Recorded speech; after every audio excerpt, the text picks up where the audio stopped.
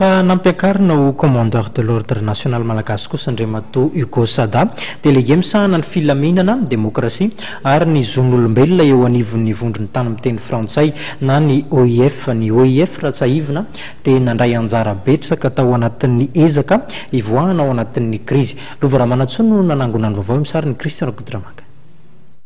Nous, les généralités, grand chancelier de l'ordre national de Madagascar, vous nommons au grade de Commandeur de l'ordre national malagasy.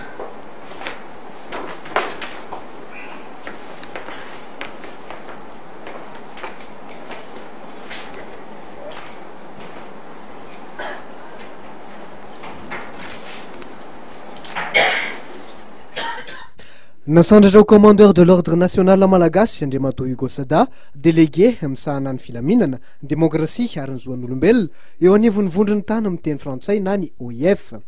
Nitaterana tetsy amin'ny hôtel Louvre izay Taninarenina io tolakandro io ny lanonana mifandraika amin'izany fanolorana mari-boninahitra zany.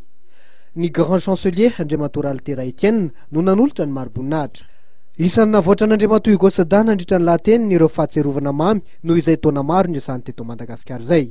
Fa ny tena songadina tao anatin'izany dia ny faharesen'ny lahatra fa ho tafavoaka amin'izao aizina sy ny krizy zao ny malagasy ary iverina amin'ny toerana eo anivon'ny fianakaviam-ben'ny OIF indray. Des visites qui chaque fois n'ont fait que renforcer mon attachement à votre pays et au peuple malgache.